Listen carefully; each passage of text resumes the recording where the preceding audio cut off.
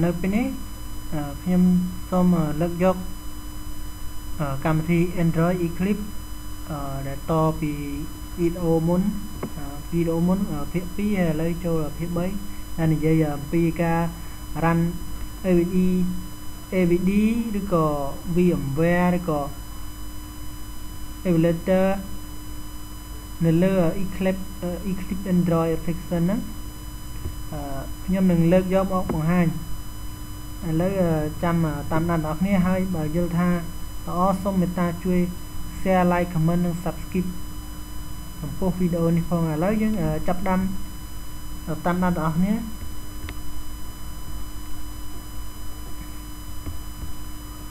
យើងអាចហៅឈ្មោះអីក៏បានឈ្មោះរបស់វាគឺយើងអាចហៅថា emulator ឬមួយក៏ Android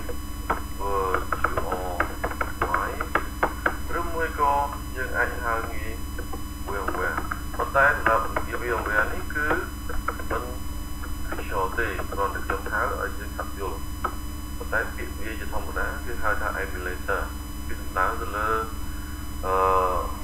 hardware មួយដែលជាការប្រឌិតមិនមែនជា hardware មែនទេព្រោះតែយើងធ្វើ software មួយដើម្បីឲ្យអាចរ៉ានកម្មវិធីឲ្យមួយលើកុំព្យូទ័រដូចយើងចង់រ៉ានទូរស័ព្ទអញ្ចឹងប៉ុន្តែយើងមិនបានផ្ទុកទៅទូរស័ព្ទយើងគ្រាន់តែបដូរ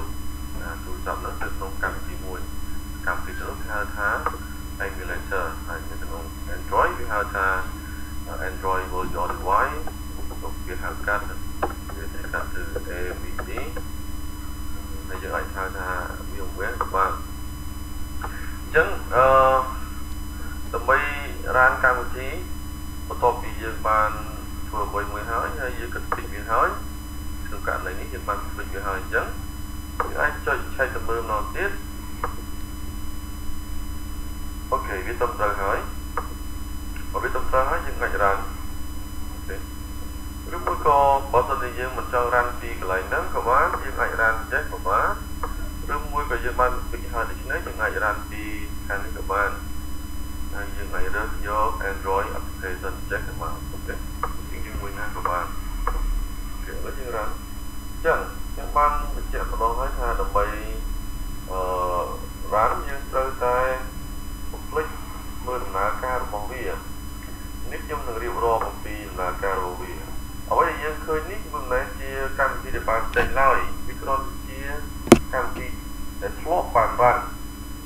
អញ្ចឹងយើងមើលដំណើរការរបស់វាដើរម្ដងមួយជួរអូខេឡើងទៅដើរម្ដងឡើងនេះហើយមានថាវាកំពុងតែ installing sample 1អូខេឥឡូវវាចាប់ដើម success វាអាប់លើចំក្រោយបំផុតគឺវារ៉ានកម្មវិធីហ្នឹងអញ្ចឹងខ្ញុំនឹងបញ្ចូលអត្ថន័យរបស់ console នេះរបស់ដំណើរការរបស់វាមួយនេះអញ្ចឹងដំបូងឡើងគឺ Android launch នេះមានន័យថាវាចាប់ដើម launch កម្មវិធីហ្នឹងហើយ ADP នេះគឺចង់សំដៅលើកម្មវិធី emulator ហ្នឹង performing កម្មវិធីហ្នឹងបន្តមកទៀតដល់កន្លែងនេះគឺយើងចាប់ដើម run emulator ហ្នឹងឈ្មោះថា Android 4.0 ហើយ waiting for home យើងបង្ហាញឃើញមិញថា home ហ្នឹងគឺចំដល់លើ home screen ហ្នឹងបន្ទាប់ពី home screen ហើយគឺវាចាប់ដើម upload កម្មវិធី sample 1ហ្នឹងចូលទៅក្នុង emulator ហើយនេះយើងប្រហែលជាឆ្ងល់ថាមិនបានត្រូវ upload ទៀតព្រោះនេះវាជា emulator វាជា hardware មួយផ្សេងយើងអាចហៅថាជា software hardware ក៏បានប៉ុន្តែវាគឺជាសិប្បនិម្មិតមួយ hardware សិប្បនិម្មិតមួយដែលសំដៅទៅលើកម្មវិធីមួយផ្សេងទៀត hardware មួយផ្សេងទៀតដែលខុសពី computer របស់យើងអញ្ចឹងវាទាមទារឲ្យយើង upload កម្មវិធីដែលយើងបានបង្កើតហ្នឹងចូលទៅក្នុង emulator នេះសិនអូខេអញ្ចឹងដល់កន្លែងនេះយើងអាចឆ្ងល់ថាចុះ sample1.apk គឺជាអ្វី apk នេះគឺជា file ដំណើរការវាតែម្ដង apk មកពីពាក្យថា Android package Android package អញ្ចឹង apk APK Android package វាគឺជាកម្មវិធីដែលយើងដាក់ចូលទៅក្នុងទូរស័ព្ទហើយដំណើរការតែម្ដងនៅក្នុង project របស់យើងអាចរកវាបាននៅក្នុង folder មួយឈ្មោះថា bin នៅក្នុងក្រោម folder minimal bin នេះគឺជា file APK អញ្ចឹង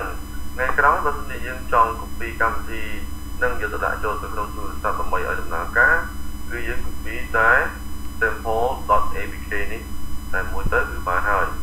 ហើយបើយើងចង់ដឹងថាវានៅកន្លែងណាយើងអាចមកស្ដាំទៅលើវាហើយយើងអាចមើល property វាអញ្ចឹងយើងនឹងឃើញថាទីតាំងរបស់វានឹងគឺនៅត្រង់នេះ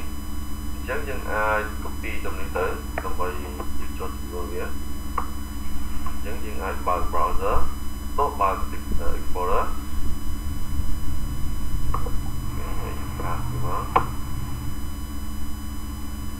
នេះគឺជា file APK ហើយបើសិនជាយើងបកឡើងទៅលើវិញមានន័យថានៅក្នុង sample 1 នេះគឺនៅក្នុង folder bin នៅក្នុងនោះគឺយើងនឹងរកឃើញ APK នេះឯងអញ្ចឹងដើម្បីអនុញ្ញាតឲ្យកម្មវិធីរបស់យើង run នៅទូរស័ព្ទបានគឺគ្រាន់តែ copy តែ file ណាដែលបញ្ចប់ដោយ APK នេះទៅគឺបានហើយអូខេអញ្ចឹងត្រង់នេះមានន័យថាវាចាប់ដើម upload កំពុងតែ upload នេះមានកំពុងតែ upload sample 1.apk ហ្នឹងចូលទៅក្នុង emulator ហើយវា install ទៀត install ហើយបើមិនជា success វានឹងប្រាប់យើងថា success បើមានបញ្ហាវានឹងចេញពណ៌ក្រហមឲ្យយើងទៅបន្តមកទៀតវាចាប់ផ្ដើម start activity ហ្នឹងអូខេពេលដែល start ហើយចុងក្រោយបំផុតគឺ activity manager វានឹងចាប់ផ្ដើម starting ចុងក្រោយនេះ launch នេះអូខេចឹងនៅពេលដែលយើងឃើញមានពាក្យថា activity manager កន្លែងនេះមានន័យថាកម្មវិធីរបស់យើងបានរួចរាល់ហើយកំពុងតែចាប់ផ្ដើមហ្នឹងគឺចាប់ផ្ដើមដល់ចុងក្រោយហើយអញ្ចឹងនៅពេលដែលយើងបានកែកូដផ្សេងៗពីក្នុងករណីនេះយើងលុប small នេះចោលអូខេពុំបញ្ជាក់ហ្នឹងថានៅពេលដែលយើងលុបនេះជាទូទៅវាមានបញ្ហាបន្តិចដោយសារអីនៅក្នុងកូដនេះនៅពេលដែលយើងលុបវាមិនមែនលុប2នេះទេវាបែរទៅជាលុបបើកទៅវិញបើកmark up ទៅវិញអញ្ចឹងវាអាចមានបញ្ហាដោយសារតែ Eclipse អញ្ចឹងដើម្បីដោះស្រាយគឺយើង double check នៅលើវាគឺយើងនៅលុបចូលក្នុងកូដហើយយើងអាចលុបវាម្ដងមួយក៏បានវាក្នុងការលុបជាងហើយឧបមាថាឥឡូវនេះយើងរកកម្មវិធីនេះដើម្បីឲ្យឃើញតែយន្តការទៅទេអញ្ចឹងយើង save វាទៅដើម្បី save control S សំបានតបមកទៀតយើងចាប់ដើម run ឡើងវិញគឺយើង run អញ្ចឹងយើងចាប់ដើមមើលតទៅទៀតថាតើវាមានបញ្ហាអីអូខេអញ្ចឹងវាចាប់ដើម Android launch ADB installing ទៀតហើយបើសិនជាយើងមើលទៅយើងឃើញថាកំពុងតែដំណើរការហើយនេះគឺជាកម្មវិធីដែលយើងបានទុកអាប់ឡូតថ្មីនេះឯងហើយសូមបញ្ជាក់ផងដែរថាយើងមិនបាច់ចាំបិទវាទេពីព្រោះវាពេលដែលយើងបិទវាទាមទាររយៈពេល1ហើយដល់ពេលដែលវាបើកវិញក៏វាទាមទាររយៈពេល1វាអាចខាតពេលការរងចាំឧបមាថាឥឡូវពេលដែលយើងចង់បិទតើវានឹងចេញយ៉ាងម៉េចនេះខ្ញុំបិទហើយអញ្ចឹងពេលនេះគឺវានឹងធ្វើការ save ដើម្បីអនុញ្ញាតឲ្យពេលដែលវាបើកលើក្រោយគឺវាអាច start up លឿនជាងមុនអូខេអញ្ចឹងក្នុងនេះយើងអាច run ម្ដងទៀតអញ្ចឹងវាត្រូវការ launch ទៀតណាអូខេត្រូវការ launch ត្រូវការអីឡើងវិញអញ្ចឹងយើងឃើញថា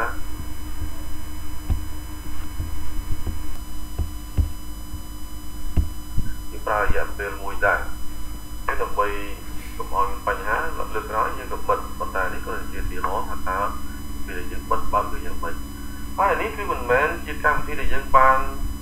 upload ទៅទេអត់តទៅទេពីព្រោះយើងមើលខាងក្រោមនេះវាទំ upload យើងកម្មវិធីនេះគឺជាកម្មវិធីចាស់តែប៉ុណ្ណោះអូខេយ៉ាងម៉េចនោះនេះបើវាចាប់ដើមចូល installing start setting អូខេចុងក្រោយបំផុតគឺវាចាប់ផ្ដើមបង្ហាញនៅកម្មវិធីដែលយើងបានកែប្រែថ្មីនិង start up ថ្មីអញ្ចឹងសូមបញ្ជាក់ផងកន្លែងហ្នឹងគឺជាទូទៅអ្នកដែលចាប់ផ្ដើមប្រើកម្មវិធី Android ហ្នឹងគឺតែងតែច្រឡំថានៅពេលដែលយើងបើកទៅយើងឃើញអីតែងតែគិតថាហ្នឹងគឺជាកម្មវិធីដែលយើងបាន launch ហើយជួនកាលគេកែកូដផ្សេងឧបមាថាឥឡូវនេះខ្ញុំកែទៅជាស្អីមួយផ្សេងចឹងទៅខែប៊ូតុងមួយទៀតហើយខ្ញុំអាច save វាយើងមើលថាវាបន្ត save ដោយសារយើងឃើញកាយនេះ Control S save បន្តមកទៀតយើងរ៉ាំម្ដងទៀតពេលនោះយើងនឹងឃើញយ៉ាងម៉េចយើងនឹងឃើញអានេះការចាស់ដដែលពីព្រោះវាកំពុងតែ install អានេះគឺជាបញ្ហាសម្រាប់អ្នកដែលបង្កើតកម្មវិធីថ្មីហ្នឹងតែតែច្រឡំថាចុះមិនបានកម្មវិធីខ្ញុំហ្នឹងវាអត់មានupdate អញ្ចឹងខ្ញុំខំ update ហើយនេះគឺជាកម្មវិធីពិតប្រាកដយើងដឹងថាពិតប្រាកដគឺតែដោយបន្តនេះអូខេអញ្ចឹងសូមលើកក្រោយកុំឲ្យច្រឡំហើយចំណុចមួយទៀតដែរពេលខ្លះយើងចាប់ដើមប្រើអញ្ចឹងទៅយើងរានទៅវាអត់ដើរដោយសារបញ្ហាផ្សេងៗវាចេញក្រហមចេញអីនោះវាមានរឿងច្រើនប៉ុន្តែដើម្បីដោះស្រាយជាលក្ខណៈដំបូងជំនាញដំបូងនោះគឺឧបមាថាយើងបើកអត់បានលើយើងបិទសិនគឺវាមានបញ្ហាមកពីemulator ដែលយើងបានបង្កើតនោះគឺវាអត់ស្រួលអូខេហើយដំណោះស្រាយគឺវាងាយទីមួយគឺយើងអាចចុចទៅលើ project ហើយ clean ចឹង clean នេះវានឹងជួយសម្រួលកូដណាដែលមានបញ្ហាឲ្យស្រួលឡើងវិញហើយយើងមើលឃើញមានរូបខាងនេះយើងអាចបន្តទៀតគេចឹងវា clean code ណាដែលមានបញ្ហាដូចជាយើងemulator ដើរស្រួលអីផ្សេងៗហ្នឹងហើយជួនកាលបើសិនជាយើងរាននៅអត់ដើរទៀតយើងអាច restart Eclipse ហ្នឹងគឺនេះ file restart នេះគឺមិនមែន start Windows ទេគឺគ្រាន់តែ restart តែ Eclipse តែប៉ុណ្ណោះអូខេអាចរងចាំវាបន្តិចហើយសូមបញ្ជាក់ផងដែរថាខ្ញុំកំពុងតែប្រើ Eclipse នេះនៅលើកុំព្យូទ័រខ្ញុំដែលប្រភេទ Intel Core i3 អញ្ចឹងបើសិនជាបងប្អូនដែលប្រើកុំព្យូទ័រដែលមានប្រភេទ CPU ទៀតជាងហ្នឹងរយៈពេលក្នុងការ start ឬមួយក៏ការធ្វើការងារផ្សេងៗហ្នឹងវាអាចយឺតជាងខ្ញុំអូខេហើយបើសិនជាប្រើ i7 គឺល្អអញ្ចឹងក្នុងករណីខ្លះទៀតជួនកាលយើង restart ហើយយើងនៅតារានអត់បានអញ្ចឹងបញ្ហាគឺវាមកពី emulator តែម្ដង emulator ហ្នឹងចង់សំដៅទៅលើអានេះកម្មវិធីដែលយើងបានបង្កើតមួយនេះហើយវារ៉ាន់អត់ស្រួលអញ្ចឹងទេដើម្បីដោះស្រាយគឺយើងបង្កើតឡើងវិញដើម្បីបង្កើតឬមួយក៏លុបឡើងវិញហ្នឹងព្រោះតែយើងចូលទៅក្នុង manager នេះប៉ុន្តែជាទូទៅដល់ពេលដែលយើងចុចអញ្ចឹងវាអត់ចេញទេដល់តាមណាដែលយើងចុចអានេះសិនបញ្ឆោតវាមួយសិនហើយបើយើងចូលទៅក្នុង manager នេះហើយយើងអាចលុបអាណាដែលវាមិនល្អចេញឧបមាថា4.0នេះខ្ញុំលុបដល់វាមានបញ្ហាច្រើនអាចជាបញ្ហាផ្សេងៗមិនវាមិនចោតខ្លាំងមិនតែយកទៅស្រួលអញ្ចឹងខ្ញុំលុបវាចោលសិនហើយបើសិនជាយើងគិតថាអានេះបានបង្កើតហ្នឹងវាអត់ល្អដែរគឺយើងអាចលុបចោលហើយយើងបង្កើតឡើងតាមជាថ្មីហើយខ្ញុំបានប្រាប់ពីក្នុងវីដេអូមុនហើយតាមការបង្កើតវាយ៉ាងម៉េចអញ្ចឹងខ្ញុំមិនបានបង្កើតដល់ទៀតទេយើងទៅតាមការបង្កើតAVD នេះអូខេហើយនៅពេលដែលយើងបានបង្កើតហើយយើង close វាចេញទៅហើយយើង refresh វាមកអញ្ចឹងវានឹងឃើញថ្មីមួយពួកវាអាណាដែលយើងលុបហ្នឹងគឺវាបាត់អូខេហើយយើងអាចរើសអាថ្មីហ្នឹងតែម្ដងឧបមាថាក្នុងករណីខ្ញុំរើសអានេះអញ្ចឹងឧបមាថាខ្ញុំបង្កើតថ្មីចុះខ្ញុំ apply ខ្ញុំ run កន្លែងនេះគឺពេលដែលយើង run មិនមែន run ទៅលើ AVD ដែលយើងបានបង្កើតមុននោះទេគឺវាកំពុងតែ run ថ្មីដែលខ្ញុំបានរើសហ្នឹងនេះមិនមែន run នៅលើអានេះទេអានោះគឺអាចាស់តែធ្លាប់បើកម្ដងអានេះ ở đại bao tề mình chắc là dạng phê này các bao bao ghế vì ai chú đôi chỉ cả bao tầm bông chẳng ok chẳng tômประหยัด trong này chẳngสำหรับเรียนนี้คือตมจับแต่ตำแหน่งสมองคน បើសម្រាប់ការទស្សនាបើគិតថាល្អសូមមេត្តាជួយ subscribe ដើម្បីទទួលបានមេរៀនបន្ថែមអរគុណសូមបញ្ចប់វីដេអូនឹងនៅវគ្គបន្តទៀតតាមដាននៅក្នុង channel របស់ខ្ញុំ